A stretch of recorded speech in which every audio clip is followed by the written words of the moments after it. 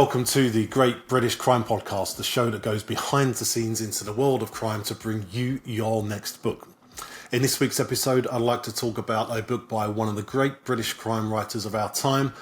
No, not me, it's Val McDermott, and the book is A Place of Execution. Also, I'll be letting you know about some upcoming releases in January that you will definitely want on your wish list. And finally, I'll be speaking to best-selling author Rhys Dillon about his latest book. But first of all, let's talk about the number one book in Amazon's crime charts as we speak, Fool Me Once by Harlan Coban. If you've read it, then I'd love to know your thoughts. If you haven't, then here's mine. Wow. It's like Mr. Coban took every single trope us crime fans like, and we love to read, and he rewrote them. He rewrote the rule book on how to execute them.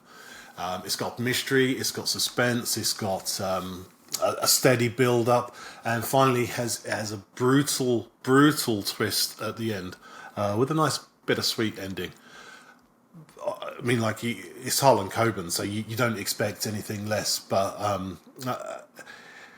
it's like one of those things when somebody's so good at what they do, you kind of sometimes hope they're losing it or they're getting to the end. You kind of want to know that person is flawed and they're human, but no, he's delivered 100%.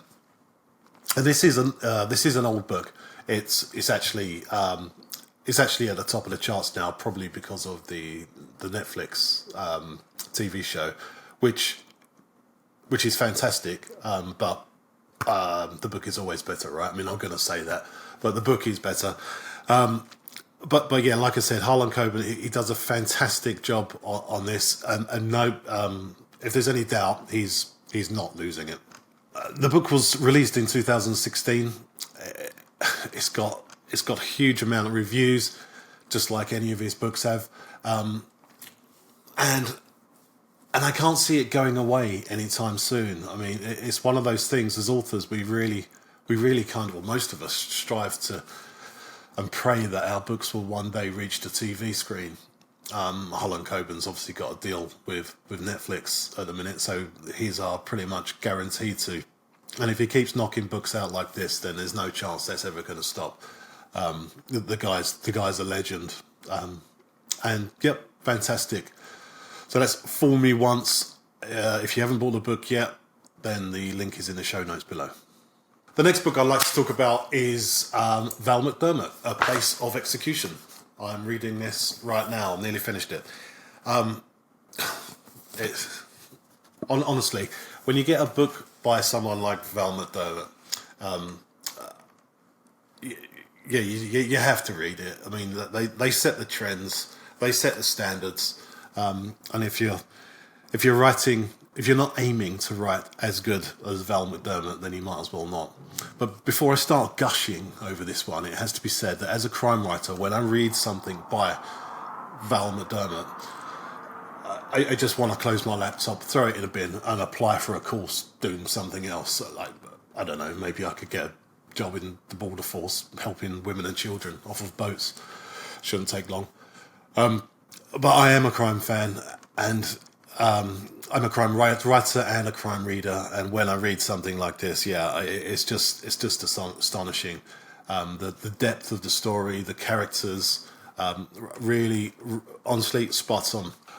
So all we can do is look up, same as any career, all we can do is look up to our betters and try to reach their lofty heights, even if my admiration is tinged with a little jealousy.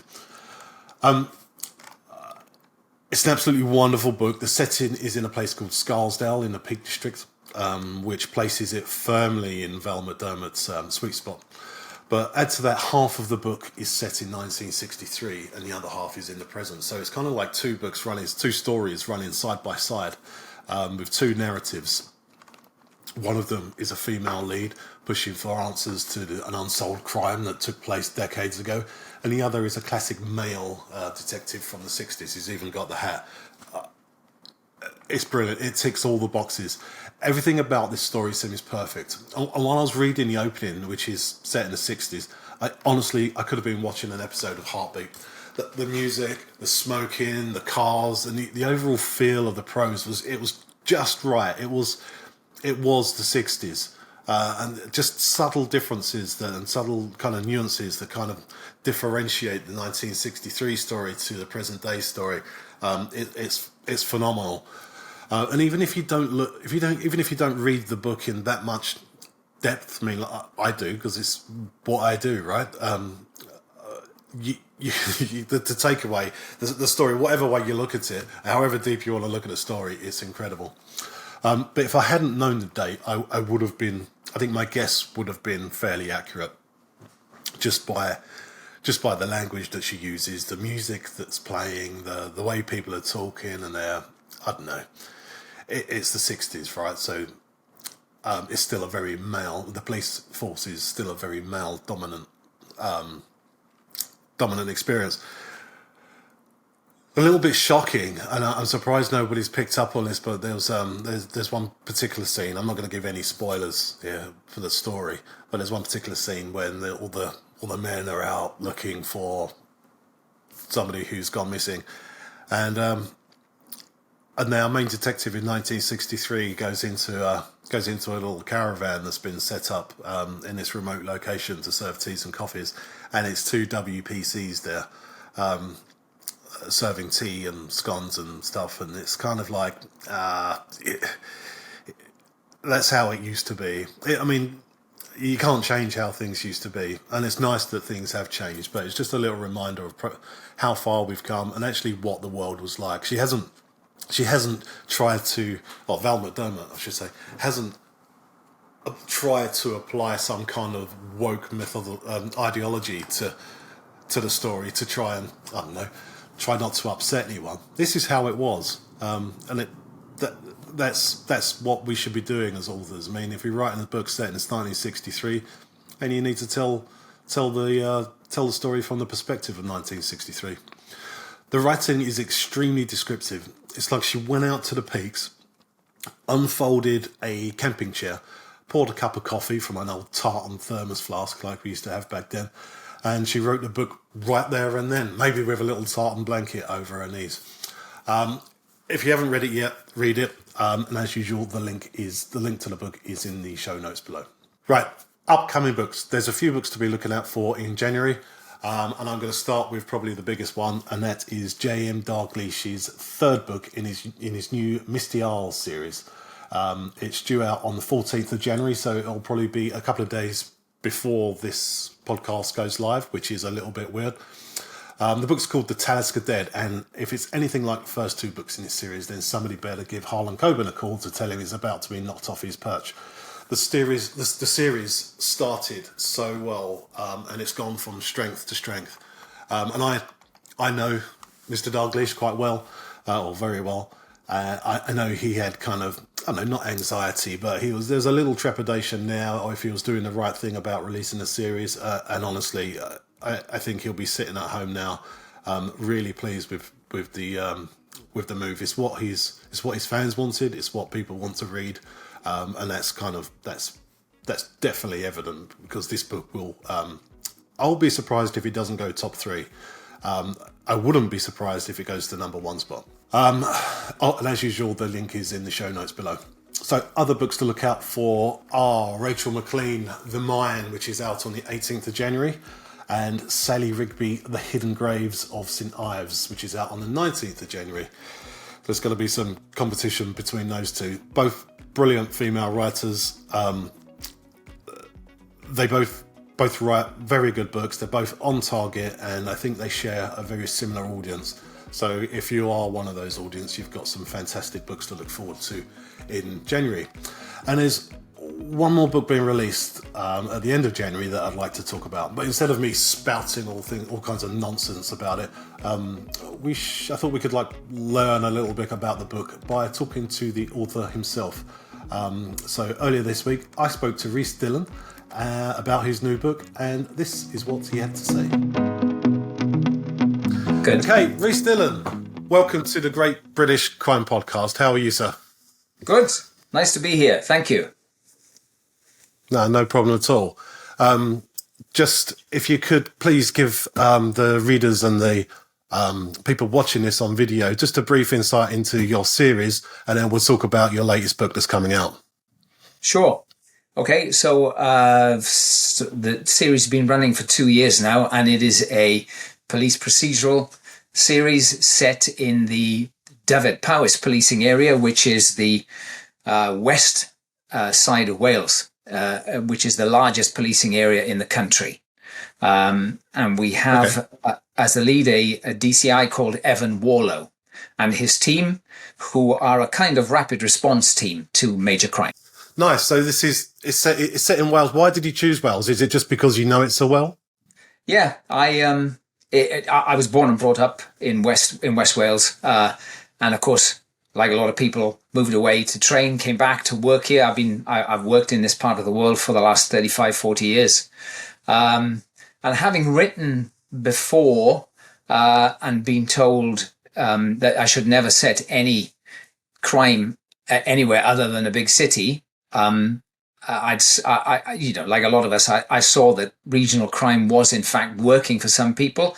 So I thought, right, well, this is where I know about. This is where I live. And so we gave it a go. And I'm glad to say we did, because it seems to be working.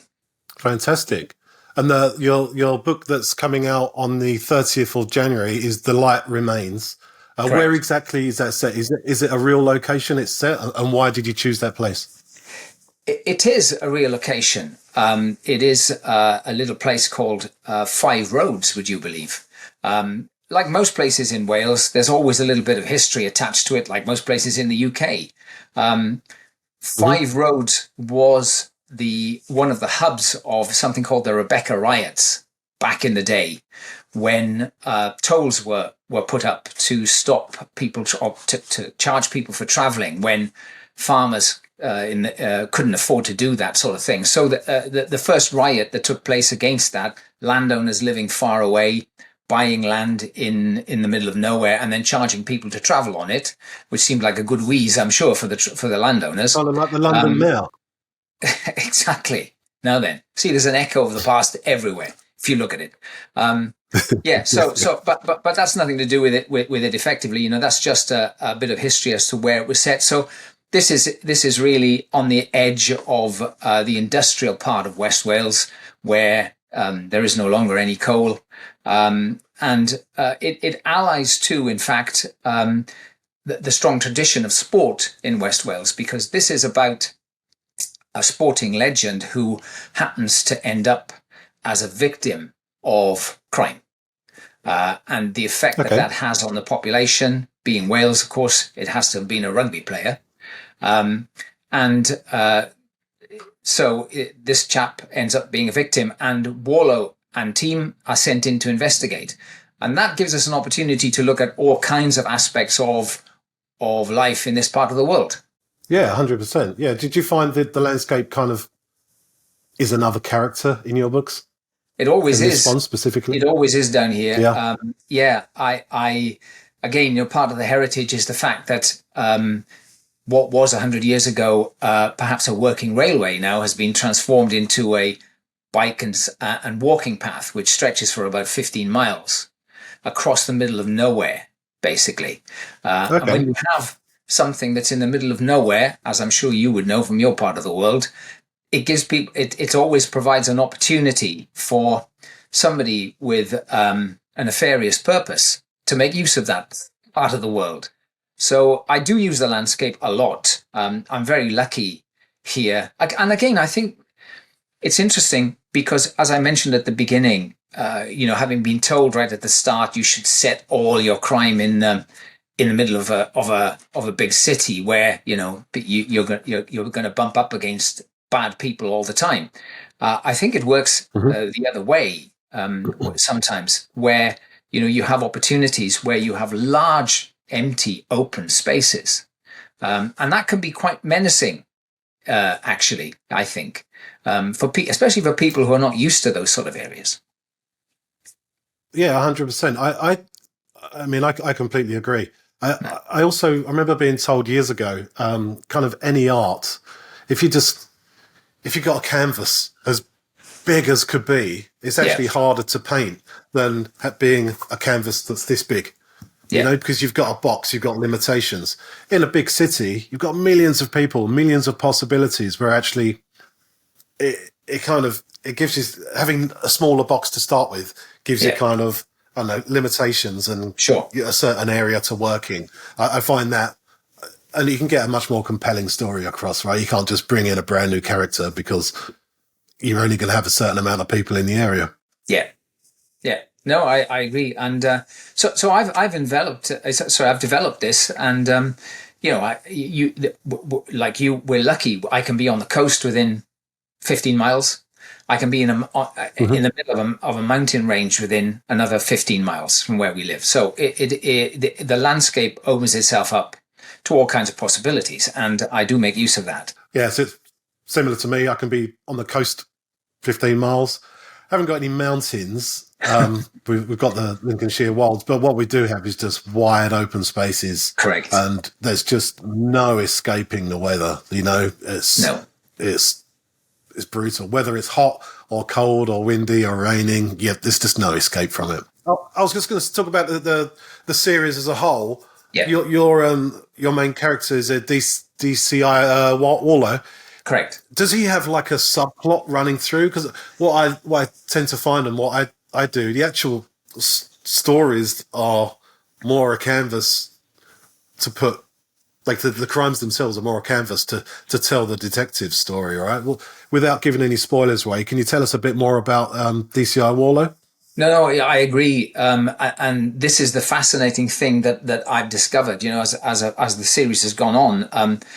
I created this set of characters with him as the lead, and he does have an interesting story in that something has happened to him along the way, which has made him retire early. You know, his shard of glass, if you like. Half of it is psychological, half of it is physical. But he took early retirement, but was asked to come back as a consultant for the first case in the series. Because he was the one that was the most familiar with that case. It was a cold case that was then reopened. And of course, this is the engine house. Sorry? This is the engine house, isn't it? Yeah, the engine house. Yes. So having been brought back, he is given the opportunity, of course, to come to terms with what has happened to him. And because he ends up dealing with that case successfully, he's then asked if he wouldn't mind staying on. Now, all that sounds a little bit contrived, but actually, when I talk to police officers, being brought back after you're the one that was in charge of a case, maybe after 5-10 years has gone by, is not unusual. You're the one, if you were the SIO at the time, you're the one who knows more about that case than anybody else. And of course, one of the issues with the police force, like everywhere else, I used to be working in the NHS, and I can tell you the same situation exists in the NHS, is that, we're short of people, we're short of experts, we're short of people with experience. So it is not an unknown scenario for people to be asked to come back. So having created that situation for Wallow, we now find him, having had a second chance. He's Lazarus. He's come back from the dead and is now working with a new team, finding new challenges. So, and so the arc of the story is him coming to terms with all that. And it takes a long time for him to realize that he has got a bit more, something else to give, if you like. I didn't want it to be too much of a cliche. Okay, I didn't want him to be an alcoholic but he does certainly have personal challenges with regard to his marriage, etc. And that plays out over the whole series. Nice. So, and there's enough meat on the bone there. This is book 11, isn't it? Yeah, this one will be book 11 that's coming out. There's enough meat on that bone to carry on, I guess. Well, yes.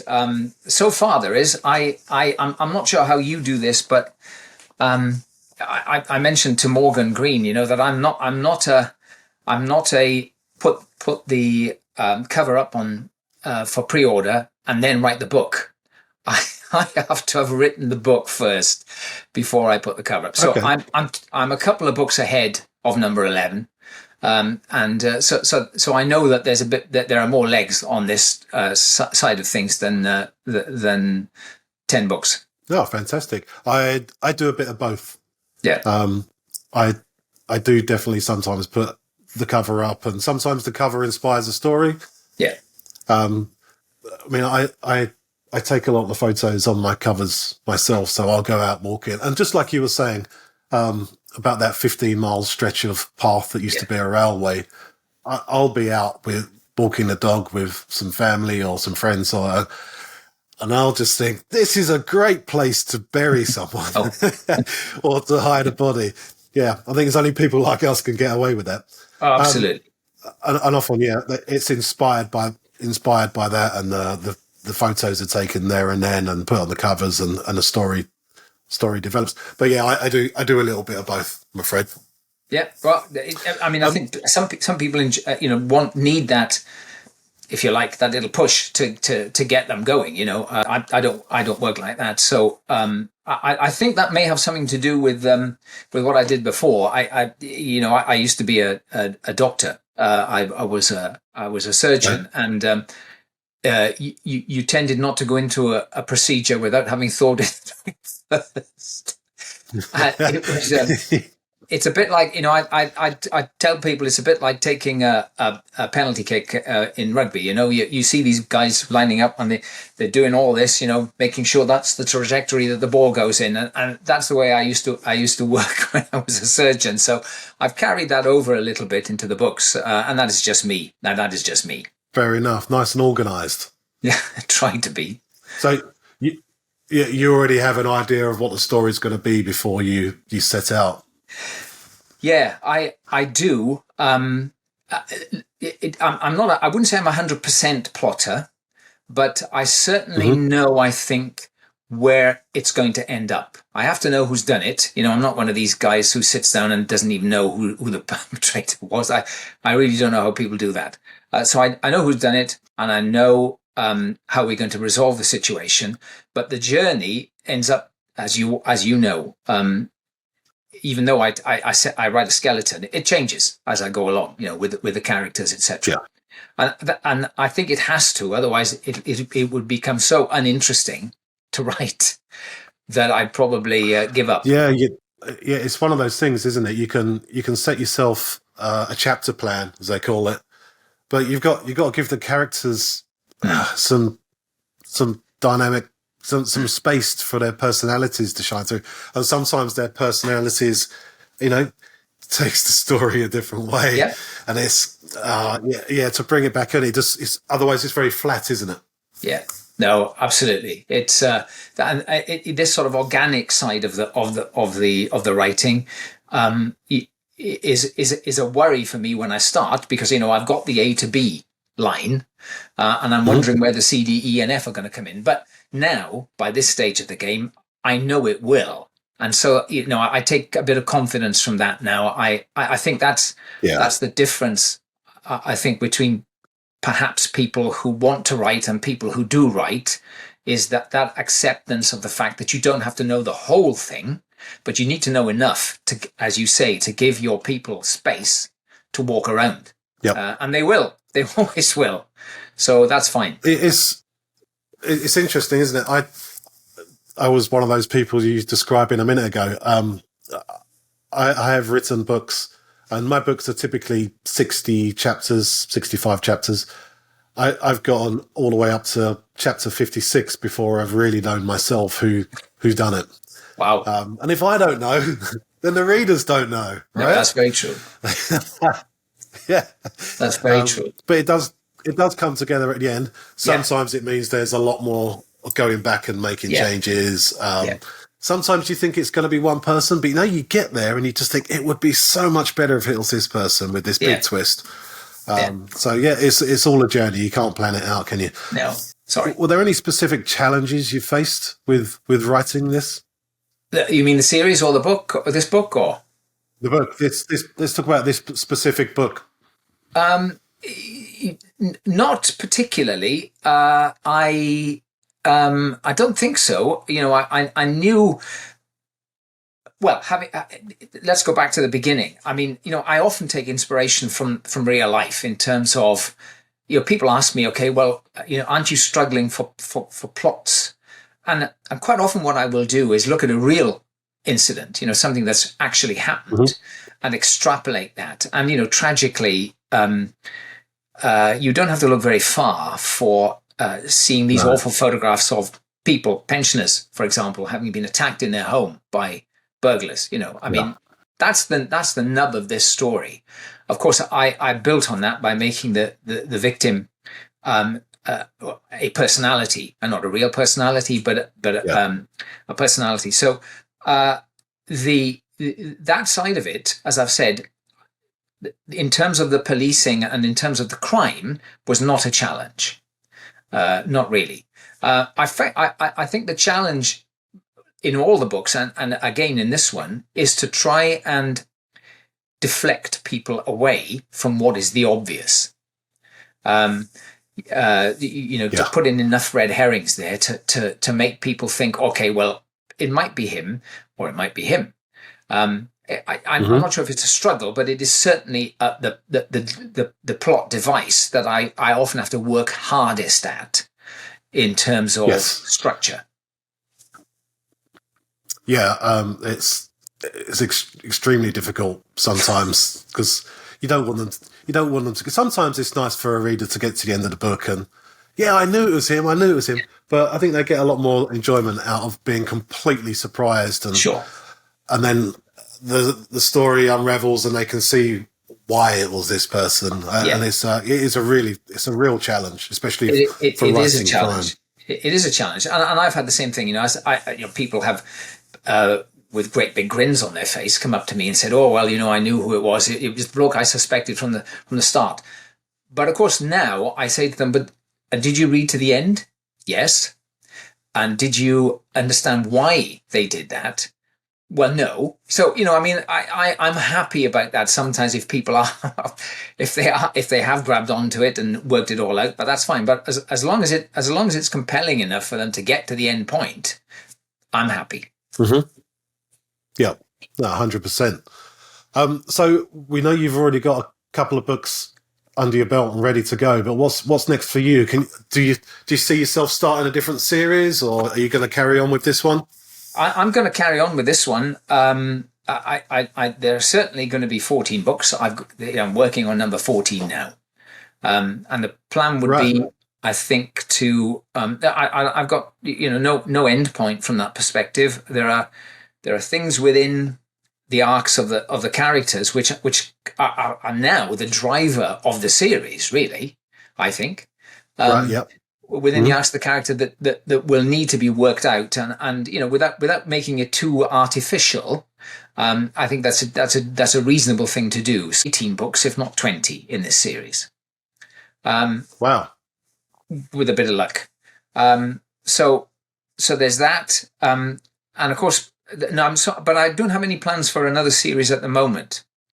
What I do have is, I've got a couple of other things that I've written along the way, which were more passion projects, which I'd now like to revisit and, polish up a little bit. They're not crime. They're slightly different from that. But nevertheless, you know what it's like. When you've done something and you believe in it, you have to see it through. The difference now is that, of course, I know a little bit about marketing.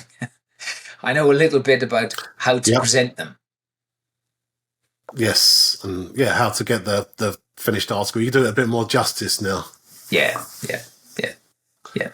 Okay, so do you have a free book that you can give to your readers, and where can they find it? Yes, I can. I have a novella, which is a prequel, if you like, to Warlow's journey, and that is available on my website. That's rhysdillon.com. One word. Okay. And all people have to do is sign up to your VIP list? They only have to sign up to my VIP club. They're all VIPs, everybody who reads my books. And they get the odd email from me to tell them what I've been doing and what's coming out next. I only do that once a month. So, and people seem to enjoy that. which is great. So I don't overburden people with rubbish. They just hear what's coming up next. Yeah, I think keeping emails to a minimum is key, isn't it? Yeah. Just give people what they want. Yep. Not don't tell them what you had for dinner. No, I'm not one of those. And I was going to say I'm not very Rhys, good at telling everybody. Yeah, you're right. How many pages I've written this week or how many words I've written this week. I mean, that's only for me. Nobody else needs to know that. Yeah, and sometimes I wouldn't want to share how many pages I've written or haven't written this week. No, I know. Rhys, best of luck with the launch on the 30th. Thank you very much. Great. And when book 12 comes out, hopefully we can get you back on here, yeah? I'd be delighted. Yeah, absolutely. That'll be sometime in May, I think. So I'll keep in touch and let you know. May. Yeah.